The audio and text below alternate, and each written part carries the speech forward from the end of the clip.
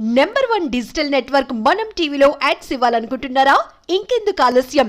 Development మీది, ఆ బాధ్యత మాది. వెంటనే ఈ నెంబర్కి కాల్ చేయండి. నమస్తే, వెల్కమ్ టు మనం టీవీ. ప్రస్తుత ఏపీ రాజకీయాల గురించి మనతో మాట్లాడడానికి సీనియర్ అనలిస్ట్ కటా కార్తిక్ గారు మనతో ఉన్నారు. నమస్కారం సార్. నమస్కారం సార్, ఎప్పుడు అంటే జగన్ గారు అసెంబ్లీకి పోయిందంటూ లేదు, కానీ చాలా రోజుల తర్వాత ప్రెస్ మీట్ అయితే పెట్టారు. అయితే ఆ ప్రెస్ మీట్లో అసెంబ్లీకి సంబంధించింది, అంటే అసెంబ్లీ విషయాలు ఏం జరుగుతున్నాయి దాని గురించి మాట్లాడతారు అనుకుంటే కనుక, అలా కాకుండా పర్సనల్గా తీసుకున్నట్టుగా చంద్రబాబుని తిట్టే విధంగా కొన్ని వ్యాఖ్యలు అయితే ఉన్నాయి. మీకు వీడియో చూపిస్తాను, ఇప్పుడు ఒకసారి చూడండి. పెద్దిరెడ్డి రామచంద్రారెడ్డిని ఆయన మీద బండ్ వేయాలని చెప్పి విపరీతంగా ప్రయత్నం చేస్తూ ఉంటాడు. పాపం పెద్దిరెడ్డి రామచంద్రారెడ్డి ఈయన చిన్నప్పుడు క్లాస్మేట్లు. అప్పుడప్పుడు పెద్దిరెడ్డి రామచంద్రారెడ్డి కాలేజీలో ఉన్నప్పుడు చంద్రబాబు నాయుడు కొట్టినాడంట. ఆ కోపాన్ని ఆయన ఎప్పుడు తట్టుకోలేడు, జీర్ణించుకోలేడు. పెద్దిరెడ్డి రామచంద్రారెడ్డి అంటే ఇటుకుంటాడు, వాళ్ళ కుటుంబాన్ని నాశనం చేయాలా, వాడి కుటుంబాన్ని తొక్కాలా, వాళ్ళ కుటుంబాన్ని చెడు చేయాలా అని చెప్పి. పాపం ఆయన అంటే ఆయన ఏ పోర్ట్ఫోలియో ఉన్నా కానీ అంతే, ఆయన మీద పడాల్సిందే, ఆయనను ఏమేమో ఆయన చేయాల్సిందే. సో చూసారు కదా వీడియో. అంటే పెద్దిరెడ్డి రామచంద్రరెడ్డిని చంద్రబాబు గారు కాలేజ్ మేట్స్ అట.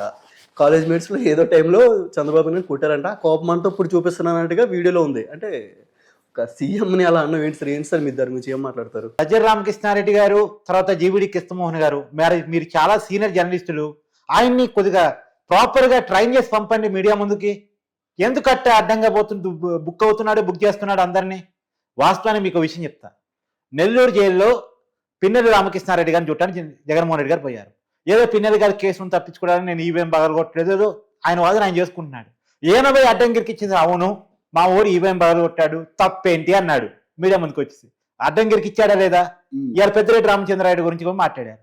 ఏంటి ఆయన ఏదో నేను రౌడీని కాదు, సాత్వికుణ్ణి, ఏదో తపస్సు చేసుకొని బతుకుతా, యోగి వేమన్ లాంటి అని ఆయన ఏదో చెప్పుకునే ప్రయత్నం చేస్తుంటే, మా ఊరు ఇంటర్మీడియట్ నుంచే రౌడీ, అప్పుడే చంద్రబాబుని కొట్టాడని ఏదో చెప్పబోయాడు. అని ఇంటర్మీడియట్ నుంచే రౌడీ అని జగన్మోహన్ రెడ్డి గారు ఒప్పుకున్నట్టే కదా, అడ్డంగా ఇరికిచ్చినట్టే కదా. అంటే వైసీపీ వాళ్ళు కావాలని ఇరికిస్తున్నాడు జగన్ గారు అంటారు మీరు? వైసీపీ నాయకుడిని అడ్డంగా ఇరికిచ్చేస్తున్నాడు. తర్వాత ఆయన కూడా ఇరుక్కుంటున్నాడు. ఢిల్లీపై ధర్నా చేశాడు. 36 మందిని టీడీపీ, అంటే ఈ కూటమి అధికారంలోకి వచ్చిన 40 రోజుల్లో మా వాళ్ళని 36 మందిని ఆగం చేశారని చెప్పాడు.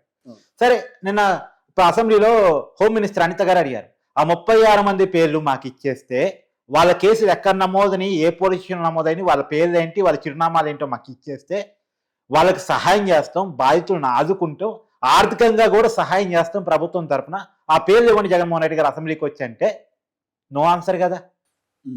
అంటే జగన్మోహన్ రెడ్డి తనకు తను ఇరుక్కుంటున్నాడు, తర్వాత తన పార్టీ మనుషులు ఇరికిస్తున్నాడు. 36 మంది పేర్లు చెప్పలేడు, పైగా తన మనుషులంతా రౌడీలు, గుండాలని చెప్పగలడు. సరే పోని, పెద్దిరెడ్డి గారు అమాయకుడే.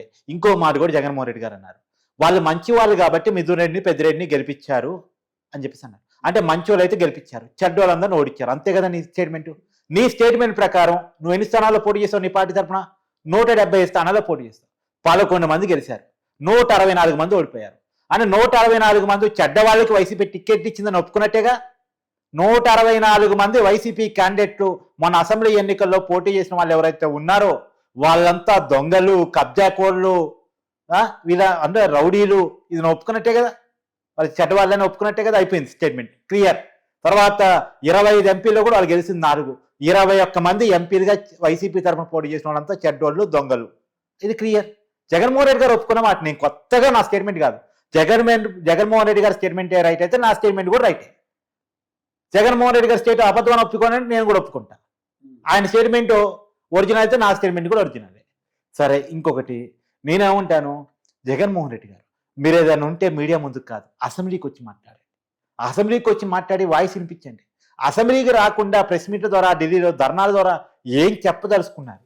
దీని వెనకాల భారీ కుట్ర ఉంది. నేను మాత్రమే చెప్తూ వస్తున్నాను, దీని వెనకాల జగన్మోహన్ రెడ్డి గారికి భారీ కుట్ర ఉంది.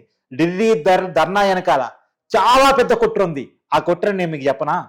ఏంటి అంటే, ప్రజెంట్ ఆంధ్రప్రదేశ్ బ్రాండ్ ఇమేజ్ పెరుగుతుంది, ఆంధ్రప్రదేశ్ కంపెనీలు వస్తుంది, బీపీసీఎల్ కంపెనీ బందర్లో పెట్టబోతున్నారు. అమరావతికి 15,000 కోట్ల రూపాయల నిధులు కేంద్రం ఇచ్చేసింది. అదిగాక చంద్రబాబు నాయుడు నిధుల సమీకరణ విషయంలో మనకు తెలియంది కాదు. 2 కంపెనీలు వస్తున్నాయి, 18 ప్రభుత్వ రంగ సంస్థలు కంపెనీలు పెట్టబోతున్నాయి ఆంధ్రప్రదేశ్ వ్యాప్తంగా. ఒకప్పుడు తరిమేసిన కంపెనీలు, జగన్మోహన్ రెడ్డి తరిమేసిన కంపెనీలన్నీ ఒక్కోడిగా వచ్చి చేరుతా ఉన్నాయి. సో ప్రైవేట్ కంపెనీలు రాబోతా ఉన్నాయి, ఉపాధి ఉద్యోగ అవకాశాలు పెరగబోతా ఉన్నాయి, ఆంధ్రప్రదేశ్లో రాజధాని తయారు కాబోతా ఉంది.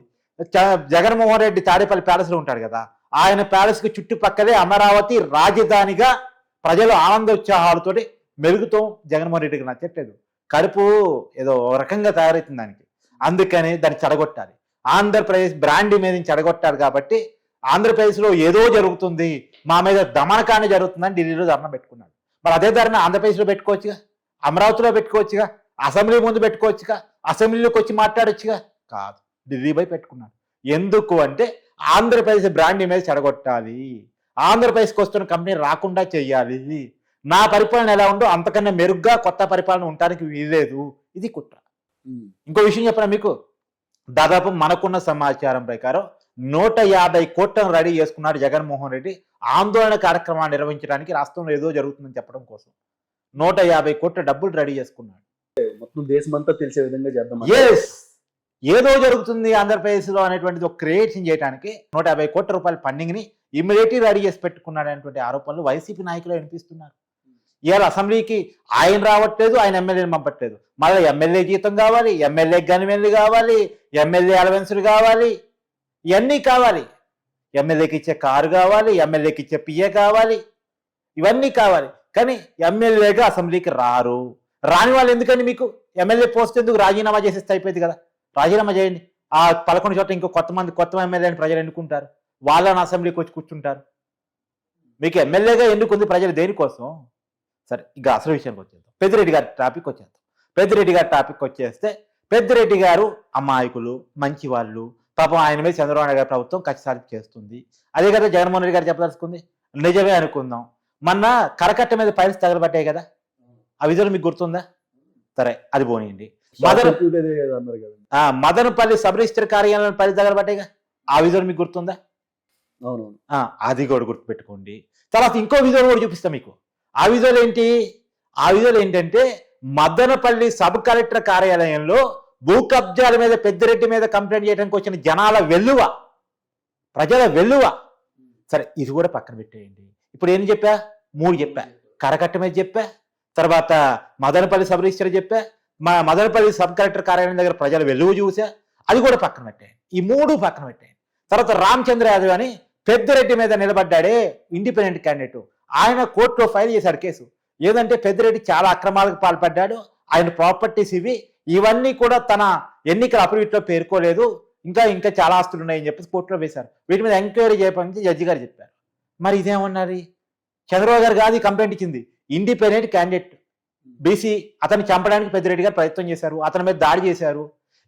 ఇది కూడా పక్కన పెట్టేద్దాం, ఇది కూడా పక్కన పెట్టేద్దాం. ఇప్పుడు ఏం చెప్పా? 4 చెప్పా. ఇంకా చెప్తా. అంగళ్ళ కేసు చంద్రబాబు నాయుడు గారి మీద రాళ్ళిప్పించారు. సరే, చంద్రబాబు నాయుడు గారు కానీ పెద్దిరెడ్డి గారి మీద కోపం ఉంది.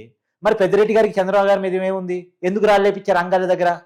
అది కూడా పక్కన పెట్టేద్దాం. అవి చెప్పే కదా, ఇంకోటి కూడా చెప్పేస్తా.